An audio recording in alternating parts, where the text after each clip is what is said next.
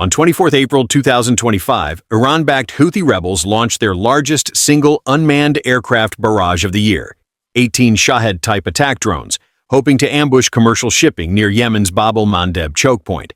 What they misjudged was the silhouette off convoy starboard, not a lightly armed merchant escort, but USS Stockdale DDG-106, an Arleigh Burke-class destroyer running an electronic emission control to mask her radar power. Within 9 blistering minutes, Stockdale's SPY-1D radar, SM-2 missiles, evolved Sea Sparrow interceptors, and even her 5-inch deck gun shredded the swarm.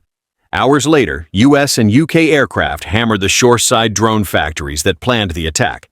The engagement proved two things. Deck guns still matter in drone wars, and hitting the wrong warship can spark retaliation that ripples across Yemen's battlefronts. Strategic backdrop: why the Red Sea erupted. For more than a year, the HOUTHIS have used Iranian-supplied one-way attack drones, cruise missiles, and unmanned surface vessels to coerce global trade routes. Operation Prosperity Guardian, a U.S.-led coalition of 24 navies, stood up in December 2023 to keep the 32-kilometer-wide Bab el-Mandeb open for the 15% of world commerce that transits there. Despite near-daily interceptions by destroyers such as USS Carney and USS Mason, January-April 2025 still saw more than 60 drone or missile launches. Why drones? Cheap Shahed-1 36 derivatives, locally branded Waida or Kasef-1C, cost under $40,000 each yet can carry 30-kilogram warheads 900 kilometers. Their small radar cross-section compels defenders to fire missiles worth $2 million apiece, or, as navies rediscovered, use rapid-fire guns.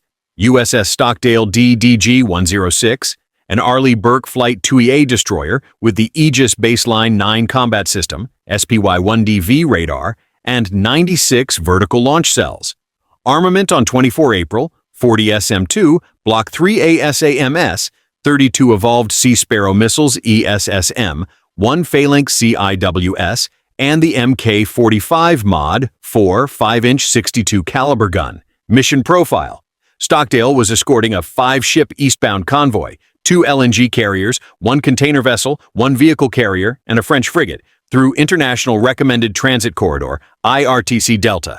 She ran an MCON Alpha, radar silent, data links passive, to entice Houthi spotters to mistake her for a civilian escort tug. Early warning, 1807 local. A P-8A, Poseidon on maritime patrol, radioed multiple launches from Thai's governorate, bearing 335 degrees, range 135 kilometers, consistent with Houthi drone pads seen on satellite earlier that week.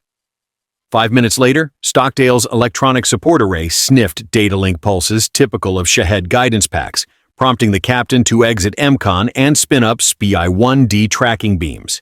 Radar picture: 1815 SPY-1D painted 18 contacts at 65 kilometers, closing 215 knots, below SM-2 minimum loft, but inside ESSM envelope. The Combat Direction Center declared, "Warning yellow, Sector 3. Crew moved to general quarters." First salvo, 1617, 2 ESSM Block 2 quads streaked out of VLS cells 23 and 25, each missile using active AESA seekers to home individually once booster separation occurred. 4 drones detonated mid-air. Debris splashed 3 kilometers off the port bow. Second layer, 1820. As the remaining drones dipped below 2,000 feet, Stockdale shifted to SM-2 Block 3A. 3 missiles climbed, executed terminal dives, and neutralized 8 more threats.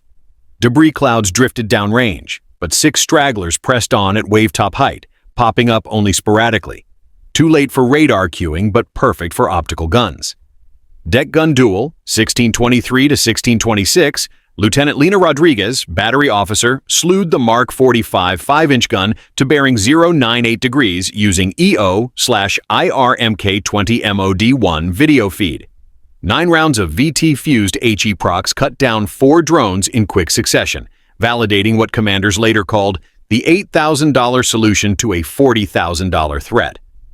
The last 2 drones approached 600 meters off the starboard quarter.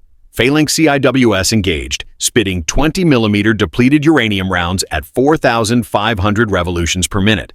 Both UAS fell like singed butterflies, exploding harmlessly in the wake. Total engagement time: 9 minutes 14 seconds from first missile ripple to final splash. Misidentification.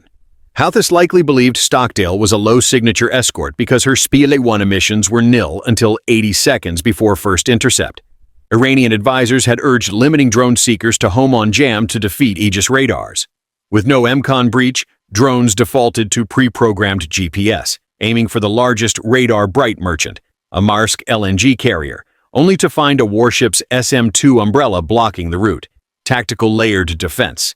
The fight showcased textbook depth and firepower, outer layer, P8A queuing, SPY-1D search, ESSM kills.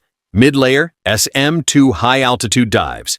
Inner layer, deck gun and CIWS. Damage control, none needed. No drones reached within 300 meters. Falling debris caused superficial dents on Stockdale's port anchor housing. The merchant convoy remained unscathed.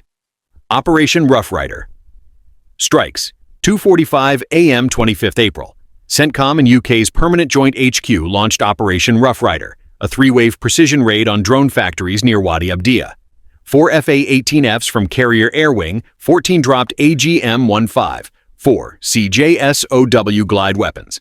RAF Typhoons followed with Paveway 4s. Target imagery showed 2 assembly hangars, 1 propellant store, and 3 mobile launch trailers vaporized. Houthi loss sheet. Pentagon battle damage assessment. 18 drones lost in the air, 2 spare airframes, and 400 kilograms of explosive kits destroyed on ground. 4 key technicians, including IRGC-linked engineer, killed. Cost mathematics. Stockdale spent 3 SM-2s, $6 million total, 8 ESSMs, $5 million, 9 5-inch rounds, $72,000, and 234 CIWS rounds, $50,000. Total, $11.1 million. HOUTHIS lost $720,000 in airframes plus $20 million in facilities. A 28-to-1 cost asymmetry favoring the defender. Psychological deterrence. The publicized gun footage, green night vision of 5-inch tracers arcing into drones, hit Houthi social channels hard. Rebel claims of unstoppable drone technology rang hollow. Tehran-aligned analysts conceded the group must reevaluate maritime swarm doctrine after the Bab el-Mandeb fiasco. Tactical lessons for allied navies. Guns are back. NATO warships began scheduling live-fire 5-inch drills in the Red Sea the very next week. MCON gambits. Feigning weakness by masking radar, then unleashing Aegis, proved effective but demands tight P8A queuing. Multi-domain retaliation. Destroying the shore supply chain within 12 hours displayed a vertical escalatory ladder, ensuring drones aren't just shot down but also chased back to their nest. Voices from the deck plates. When you see 18 symbols on the scope, you swallow hard, but training takes over. Fire Controlman 2nd Class Jonah Bell during press gaggle aboard Stockdale. We fired JSOW so HOUTHIS won't dare budget another swarm. RAF Wing Commander Alice Brennan after Operation Rough Rider brief. The Red Sea's still open for business. Maersk spokesperson following safe arrival of the LNG carrier at Suez anchorage. The HOUTHIS April drone blitz was meant to terrify shippers and score propaganda points. Instead, it highlighted how quickly a modern destroyer can layer sensors and weapons, from satellites to 5-inch guns, into a seamless shield. By daylight, Stockdale steamed north, riding a ripple of diesel haze. Yemen's drone workshops smoldered behind her. The message was unmistakable. In the drone age, mistargeting a U.S. warship is more than a mistake. It's an invitation to lose the skies and the ground beneath them.